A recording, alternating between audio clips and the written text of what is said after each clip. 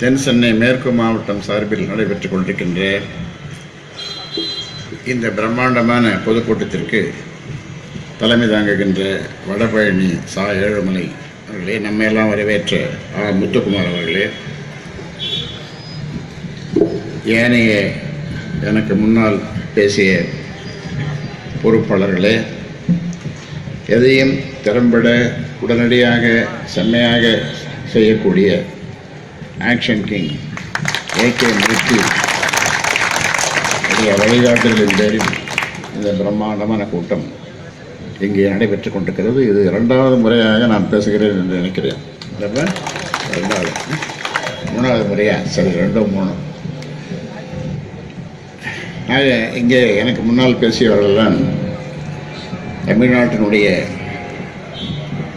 அவலங்களை, அரசியல் சூழலை குறித்து ரொம்ப சிறப்பாக பேசினாங்க. இந்த நேற்று மின்விசிறி நேற்று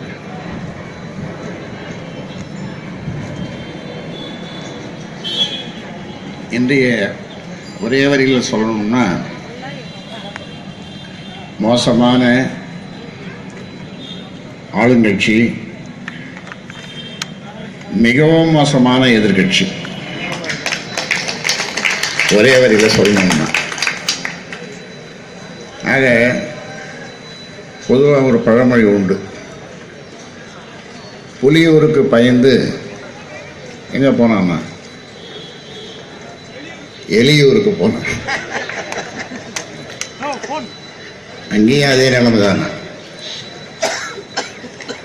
அன்புமணி ராமதாஸ் ரொம்ப அழகாக சொன்னார்.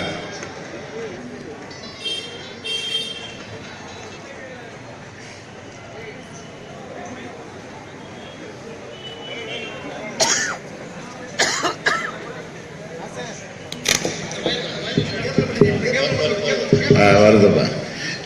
இன்றைய அரசியல் நிலவரத்தை அழகாக படம் பிடிச்சு காட்டினார். இன்றைய நிலவரம் அது மட்டும் சொல்லல,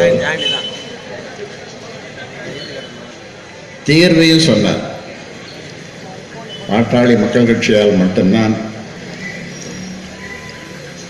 இந்த தமிழ்நாட்டை முன்னேற்ற பாதைக்கு அழைத்து செல்ல முடியும், அதற்கான திட்டங்கள் எங்களிடம்தான் இருக்கிறது என்று அவர் சொன்னார். தொடர்ந்து அவர் சொல்லி வருகிறார். இது ஒட்டுமொத்த தமிழக மக்களுக்கும் தெரியும். ஆனால் தேர்தல் நேரத்தில் இந்த ஊடகங்கள் எல்லாம் சரிதான்.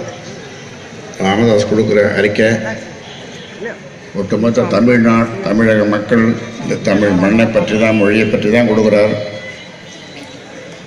அன்புமணியினுடைய பேச்சு, திட்டங்கள் எல்லாம் நல்லா இருக்கு. சரி, ஓட்டு போடுவியா? போடலாம், ஆனால் ஜாதி கட்சி. இப்படி சொல்லி சொல்லி அன்புமணி அழகாக சொன்னார். இதை சொல்கிறவன் ஜாதி கட்சின்னு பத்திரிகைகளை விட்டு சொல்கிறவன் யாருன்னா திமுக, அண்ணா திமுக அவர்களுடைய தலைமை.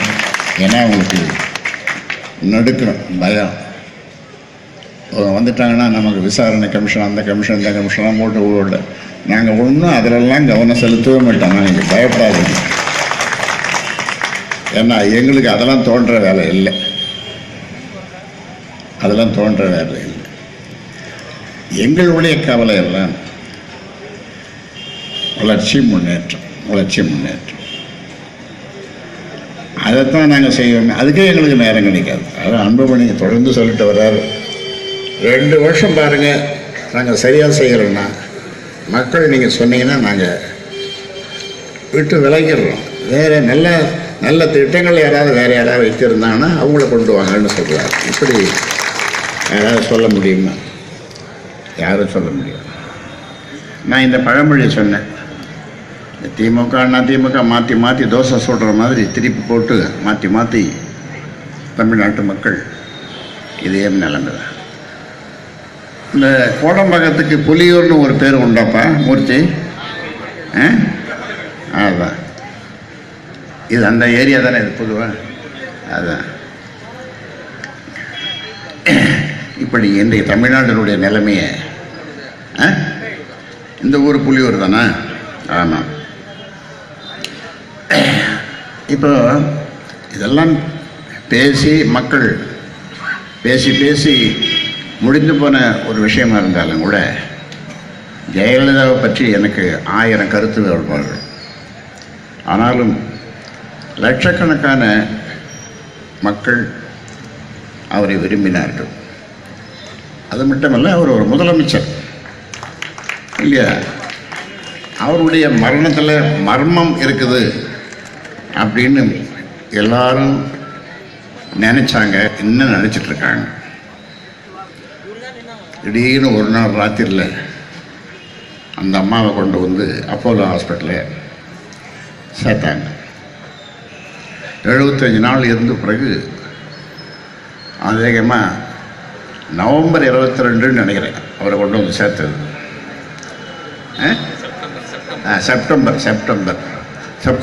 22 கொண்டு வந்து சேர்த்தாங்க. 75 நாளுக்கு பிறகு இறந்துட்டாங்கன்னு சொல்கிறாங்க.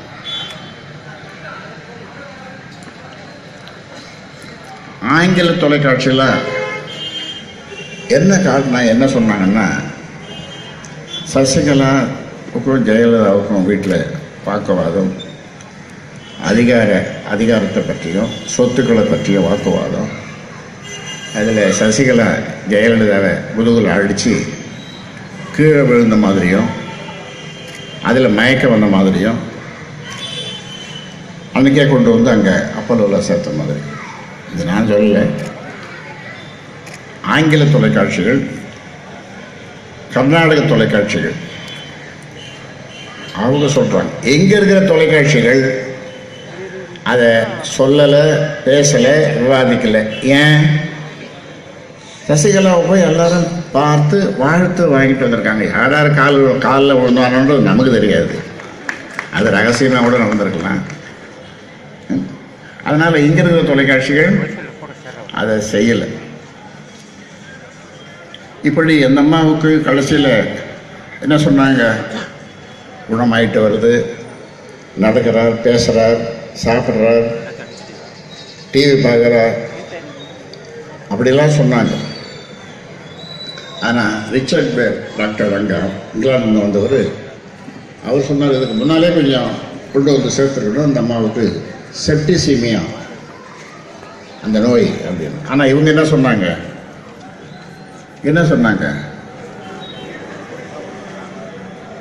தொற்று நோய், அப்புறம் அந்த இது என்னது, நீர்ச்சத்து குறைவு, காய்ச்சலும் நீர்ச்சத்து குறைவு சொன்னாங்க.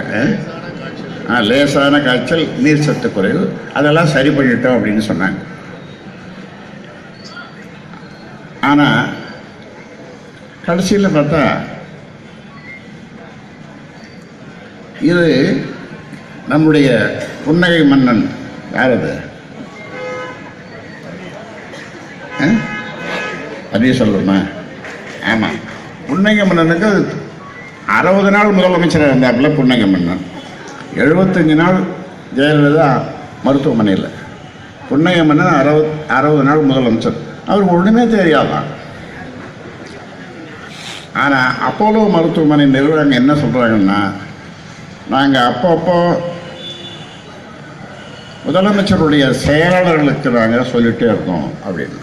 அப்போ முதலமைச்சருடைய செயலாளர்கள் இந்த ஓபிஎஸ் உடைய செயலாளர்கள் இவர் சொல்லி தானே இருப்பாங்க. எனக்கு ஒன்றுமே தெரியாது. ஆமாம், அவரை மதிக்கவே இல்லை. அவர் அங்கே போனாரான்றது அது பெரிய விவாதம். இப்போ சொல்கிறார், சுப்ரீம் கோர்ட் நீதிபதி தலைமையில் விசாரணை வேணும், மர்மம் இருக்குது அதுன்னு சொல்லி. 60 நாள் இருந்தியே, அதன் பிறகு கூட கொஞ்ச நாள் இருந்த. அப்போ நீ ஒரு ஆர்டர் போட்டிருக்கலாம்ல, வெளியில் சொன்ன ஊடகங்களுக்கு சொன்னையே தவிர நீ ஒரு உத்தரவு போட்டிருக்கலாம்ல. ஆக எல்லாம் ஏமாற்றம்.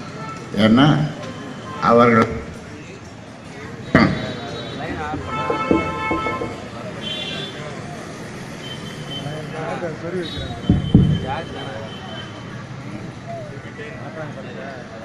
இத்தனைக்கும் ஓபிஎஸ் எத்தனை வருஷம் அமைச்சராக இருந்தார்? 10 வருஷம் 3 தரம் முதலமைச்சராக இருந்தார். 3 தரம் முதலமைச்சராக இருந்தார். ஆனால் இதை செய்யலை. ஆக இன்னைக்கு என்ன ஆட்சி நடக்குது தமிழ்நாட்டில்?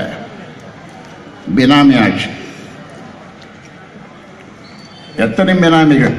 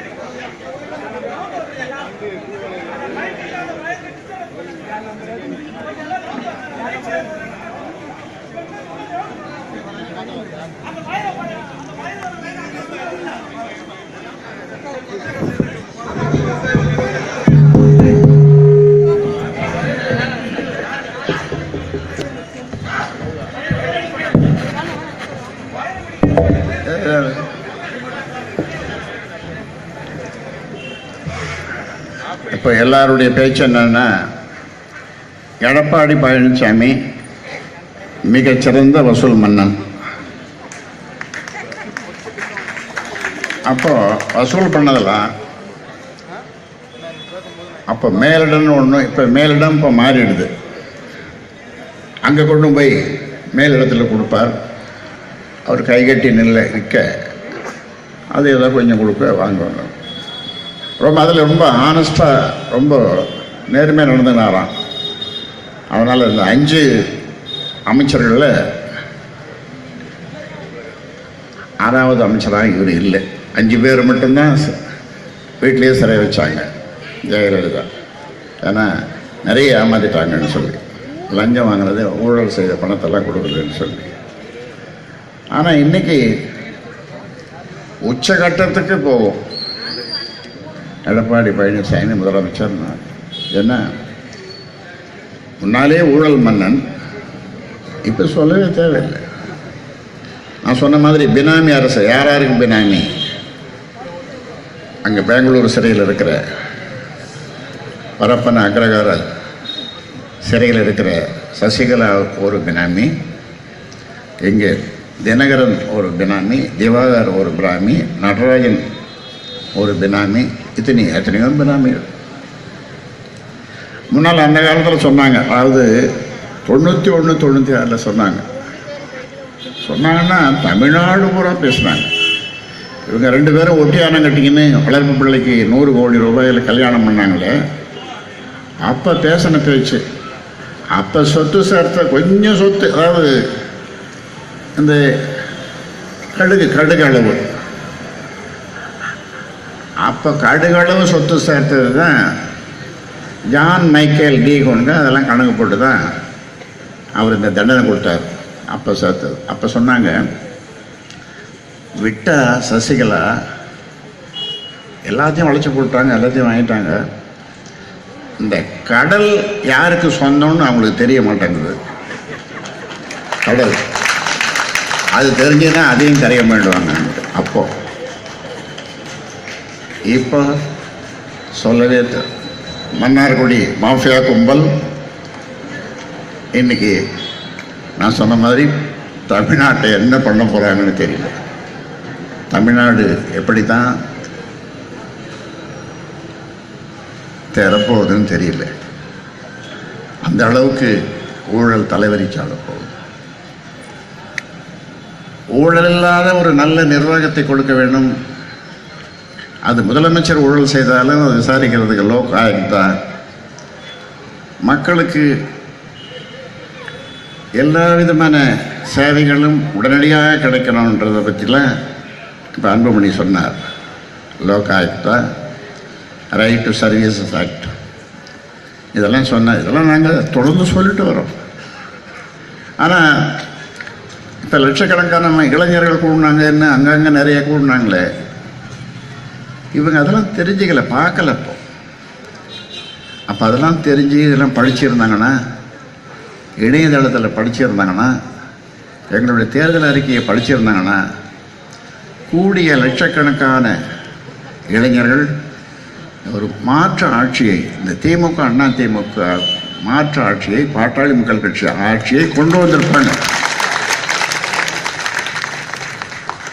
ஆனால் இன்னைக்கு அந்த இளைஞர் சக்தியெல்லாம் உணர்கிறார்கள், நாங்கள் தப்பு பண்ணிட்டோம், தமிழ்நாடு மன்னார்குடி மாஃபியா கும்பல்கிட்ட மாட்டிக்கிச்சு அப்படின்னு சொல்லி. இந்த ஊர் எம்எல்ஏ யாருப்பா? அவனை என்னவோ கேட்டாங்களாம், ஒரு பஞ்சு டைலக்க ஒன்று விட்டா, நம்ம என்னது ரஜினி மாதிரி மட்டன் போட்டு மட்டையாக்கிட்டாங்க. ரஜினி தோத்துரும் போது. இந்த பக்கம் கிழக்கே மேற்கே ஒரு தொகுதி இருக்காமே, அங்கே செல்வம் யாரோ ஏன்னோ செல்வம் ஒரு எம்எல்ஏ இருக்கானே, அவன் தான் அந்த சபாநாயகரை போட்டு உருண்டிலன்னு பண்ணிட்டாங்க. இங்கே தான் வீடா எங்கேயோ. ஆக இந்த மன்னார்குடி கும்பல் இந்த எடப்பாடி ஆட்சியை கொண்டு வர்றதற்கு ரொம்ப அதிகமாக செலவு பண்ணலைங்க. ஒரு 1000 கோடி தான். 1000 கோடின்றது உங்களுக்கெல்லாம் 1000 ரூபா, 1000 ரூபா மாதிரி தான். அதை செலவு பண்ணி தான் இந்த கூத்தெல்லாம் இங்கே நடந்துட்டு இருக்குது. ஆக இந்த மன்னார்குடி கும்பலை பற்றி எங்கெங்க வளைச்ச போகிறத பற்றிலாம் ஒரே ஒரு ஆளுகிட்ட கேட்டால் போதுங்க. யார் அப்போ 96 அதன் பிறகு யார் சொல்லுங்கள், யாராவது ஒரு இசை அமைப்பாளர் கங்கை அமரன். கங்கை அமரன் கிட்ட கேட்டால் அவர் விலை வாரியாக சொல்லுவாருன்னு சொல்கிறேன். உங்களுக்கும் தெரியுமே.